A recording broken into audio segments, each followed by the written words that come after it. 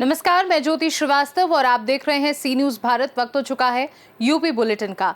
UP bulletin में बात होगी बदायूं की, जहां एक महिला ने अपने पति पर चाकू से हमला कर घायल करने का आरोप लगाया है। साथ ही बात होगी हमीरपुर की, जहां जिला अस्पताल के डॉक्टर आशुतोष निरंजन पर लापरवाही का आरोप लगा है। ऐसी तमाम खबरों पर विस्तार से होगी चर्चा। एक महिला ने अपने पति पर चाकू से हमला कर घायल करने का आरोप लगाया है। पीड़ित महिला ने भागकर अपने पति से बचाई जान, पुलिस से की शिकायत। महिला के चेहरे पर चाकुओं से हमला किया गया, शरीर पर भी चोट लगी। पुलिस ने घायल महिला को तुरंत बिलसी सरकारी अस्पताल भेजा है। मामला बिलसी नगर के मोहल्ला नंबर 6 का है। मैं जाके काम पर जा रहे थे तो ये आके पीछे से, मैं घरों में काम करते थे, चाकू आके हमारे पीछे से, मेरे पीछे से वार करो तो जाके पति ने मेरे। बदायूं से सी न्यूज संवाददाता नईम की रिपोर्ट।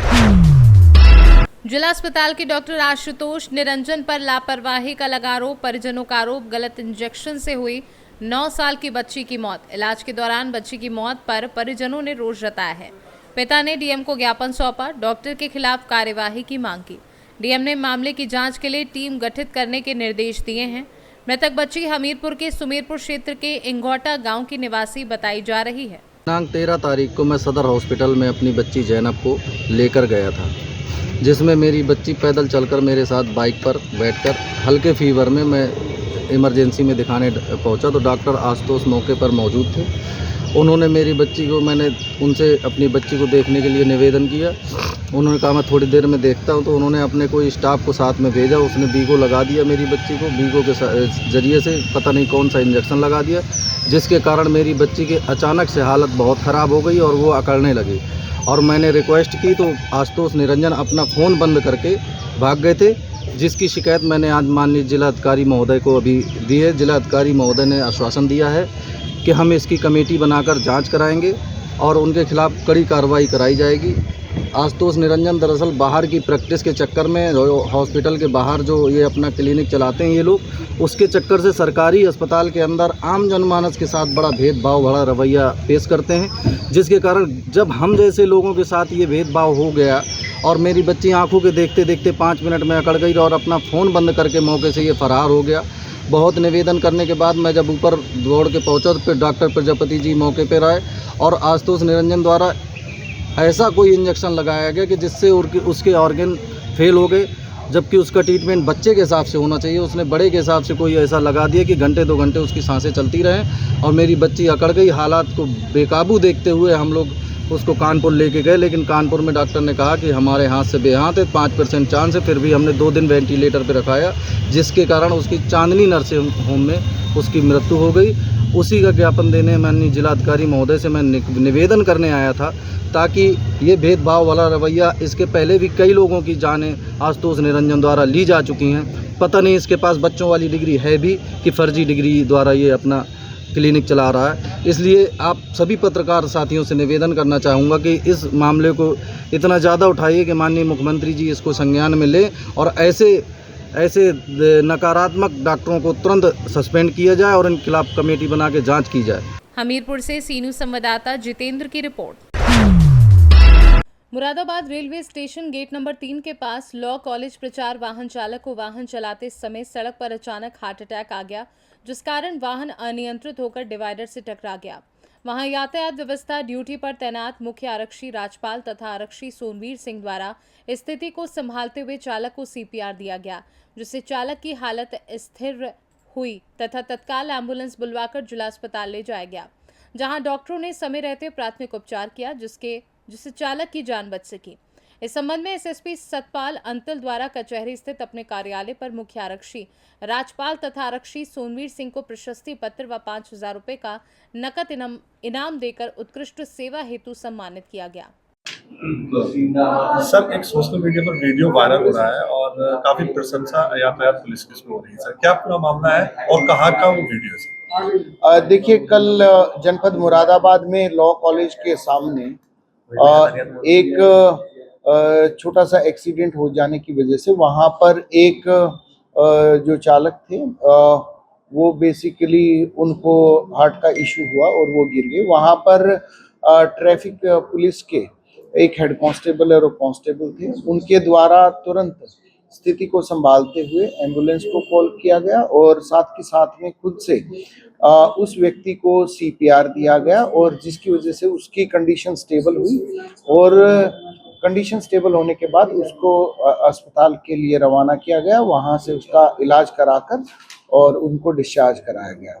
मौके पर इस प्रकार की परिस्थितियों में जिस प्रकार से प्रेजेंस ऑफ माइंड्स और अपना स्किल और प्रोफेशनलिज्म इनके द्वारा दिखाया गया वो प्रशंसनीय है और मेरी तरफ से दोनों को कमेंडेशन लेटर्स और 5-5 हज़ार रुपये का कैश रिवॉर्ड दिया गया है। और ये जो घटना है और इस प्रकार का जो स्किल सेट और प्रोफेशनलिज्म है सीपीआर दिया जाना, ये हमारे सभी कर्मचारियों को अच्छे से आना चाहिए। बल्कि हमारा निवेदन है, अपील है कि पब्लिक के लोगों को भी इन चीज़ों के बारे में पता होना चाहिए और ज़्यादा से ज़्यादा जागरूकता इसमें फैलाई जानी चाहिए कि समय रहते उस पल पर एक्ट करते हुए हम किसी की लाइफ को सेव कर सकें। It is actually a very good work. Moradabad से सीनू संवाददाता मोहसिन की रिपोर्ट। पट्टी बार एसोसिएशन ने एसडीएम को हटाने की मांग को लेकर जिलाधिकारी को 3 दिन का समय दिया है। संगठन के अध्यक्ष अनिल कुमार सिंह ने चेतावनी दी है कि यदि समय सीमा में एसडीएम को नहीं हटाया गया तो वे आंदोलन करने को मजबूर होंगे। बार एसोसिएशन के सदस्य सुरेशन शर्मा ने एसडीएम पर भ्रष्टाचार का आरोप लगाया है। अधिवक्ताओं का कहना है कि एसडीएम और तहसीलदार पर मामले में पैसे की मांग करते हैं। उन्होंने स्पष्ट किया कि वे इन अधिकारियों के साथ काम नहीं करेंगे। अधिवक्ताओं ने चेतावनी दी है कि उनकी इच्छा के बिना तहसील का कामकाज नहीं चल सकता। उन्होंने प्रतापगढ़ डीएम और एसडीएम की कथित तानाशाही के खिलाफ आवाज उठाई है। इस विरोध प्रदर्शन में महामंत्री प्रमोद सिंह, वाजिद अली, चंदन सिंह, वीरू सिंह, विपिन तिवारी, शैलेश तिवारी, मनीष कुमार तिवारी, आशीष तिवारी, उमेश तिवारी, राजकुमार वर्मा, प्रमोद कुमार वर्मा, दिनेश प्रताप सिंह, अनुराग सिंह, रणविजय सिंह सहित सैकड़ों अधिवक्ता मौजूद रहे। पट्टी के अध्यक्ष है, अभी अधिवक्ता नारेबाजी कर रहे हैं, विरोध प्रदर्शन कर रहे हैं। क्या प्रकरण है, क्या मामला है? प्रकरण आपके संज्ञान में होगा। जो एसडीएम पट्टी के स्थानांतरण के लिए हम लोग आंदोलनरत थे, जिलाधिकारी प्रतापगढ़ और माननीय मंत्री जी के आश्वासन पर हम लोग तालाबंदी खोल दिए थे, लेकिन 10-12 दिन हो गया, अभी तक कोई कार्रवाई नहीं हुई। तो हम लोग पुनः आंदोलन के लिए बाध्य हो रहे हैं। हम प्रशासन को 3 दिन का समय दे रहे हैं। जब 3 दिन के अंदर एसडीएम पट्टी का स्थानांतरण नहीं हो जाता है तो हम अधिवक्तागण उग्र आंदोलन के लिए बाध्य होंगे, जिसकी समस्त जिम्मेदारी प्रशासन की होगी। के सीनियर अधिवक्ता हैं, अधिवक्ताओं का लगातार विरोध प्रदर्शन करीब 1 माह से जारी है। क्या प्रकरण है? प्रकरण ये है कि हमारा एसडीएम और तहसीलदार भ्रष्टाचार से लगाव रखता है, पैसा हर मामले में पैसा चाहता है। हम लोग इसके साथ काम नहीं करना चाहते हैं, ये बेईमान है। इस बात की शिकायत हमारे अध्यक्ष जी डीएम साहब से किए। डीएम साहब ने आश्वासन दिया कि 3 दिन 4 दिन के अंदर हम उसको हटा करके किसी और को कर देंगे। और ये एसडीओ जिले में बैठे हुए हैं और जगह का ट्रांसफ़र हो रहा है। इससे कौन सा लगाव डीएम साहब का है जो इसका ट्रांसफ़र नहीं कर रहे हैं? इसके साथ हम लोग काम किसी भी कीमत पर नहीं करेंगे। और अगर ये रहता है तो हम सोमवार से उग्र आंदोलन करेंगे और दिखा देंगे प्रशासन में कितना दम है।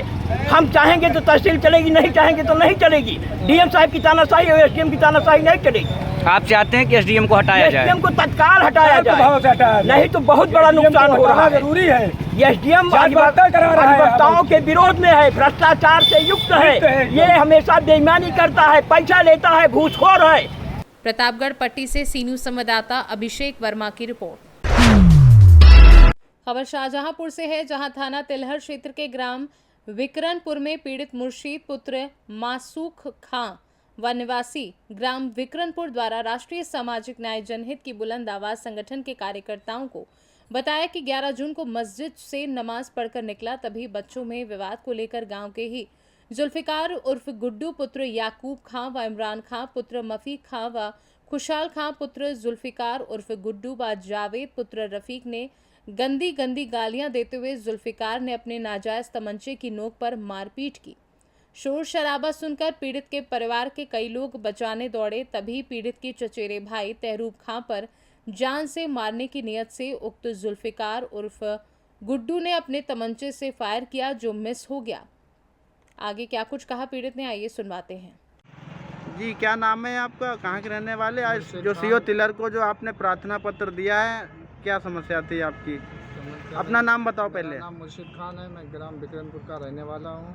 तो बच्चों में विवाद हो गया था, तो मैं जब नमाज़ पढ़ के निकला तो वहाँ से जो है गुड्डू, जावेद और इमरान खां और खुशहाल खां उन्होंने पकड़ लिया और फिर मारपीट करने लगे, गंदी गंदी गालियाँ देने लगे। फिर उन्हें नागालैंड की बंदूक, एक नाजायज़ तमंचा इमरान खां के पास, अपने बाप की लाइसेंसी बंदूक खुदाब के पास नाजायज़ बंदूक, उससे हमने फायर किया जबकि मिस हो गया, नहीं कई लोगों की जान चली जाती। वहाँ जब उन्होंने जब तो शराबा सुना तो मौके पर पहुँचे तो गंदी गंदी गालियाँ दे के अपने घर। तो आपने प्रार्थना पत्र यहाँ दिया था थाना तिलहर पर, तो अभी तक वहाँ से कोई कार्रवाई हुई आपकी? कोई कार्रवाई नहीं हुई।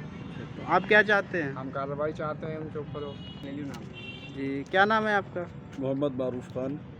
जैसा कि इन्होंने बताया ये मामला जो प्रकरण आपको भी जानकारी है, क्या नाम है आपका? जी बिल्कुल बिल्कुल बताइए। मेरा नाम मोहम्मद मारूफ खान है, मैं ग्राम बिक्रमपुर थाना तिलहर शाहजहाँपुर का रहने वाला हूँ।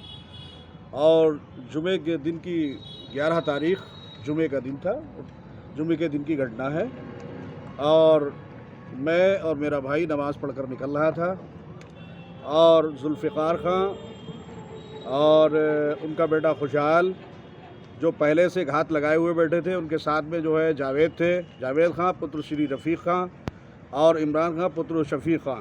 इनके हाथों में दोनों के जो है 12 बोर की डोनाली बंदूक थी और एक जो नागालैंड की बंदूक है जावेद खां के हाथ में थी, जो रफ़ीक खां का लड़का है, सरेआम लहरा रहा था।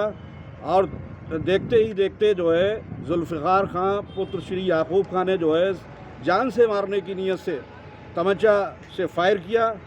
ये कहिए गनीमत ये हुई कि वो मिस हो गया, वरना जो है हमारे भाई की जान चली जाती। मेरा भाई ग्राम बिक्रमपुर का प्रधान है, मौजूदा वर्तमान प्रधान है, और जानलेवा हमला किया गया। तो आपने प्रार्थना पत्र थाना तिलहर को दिया था? थाना तिलहर कोतवाल साहब को जो है प्रार्थना पत्र मुकदमा दर्ज किया गया आपका? लेकिन अफसोस की बात यह है कि बड़ी हैरत की बात है कि अभी तक जो है 7 दिन गुजर चुके हैं, लेकिन कोई कानूनी कार्रवाई नहीं की गई। और जो बिकरनापुर के जो लोग हैं, जिनमें बहुत बड़ा रोष है और बड़ा अफसोस है कि अभी तक जो है कानूनी कार्रवाई नहीं की गई। यहाँ तक कि जो है मुलजिमान के हौसले इतने बुलंद हैं कि वो अब भी जो है धमकियाँ दे रहे हैं और कह रहे हैं कि आने दीजिए जुमे के दिन, और जुमे के दिन फिर जो है तुम पर हमला करेंगे।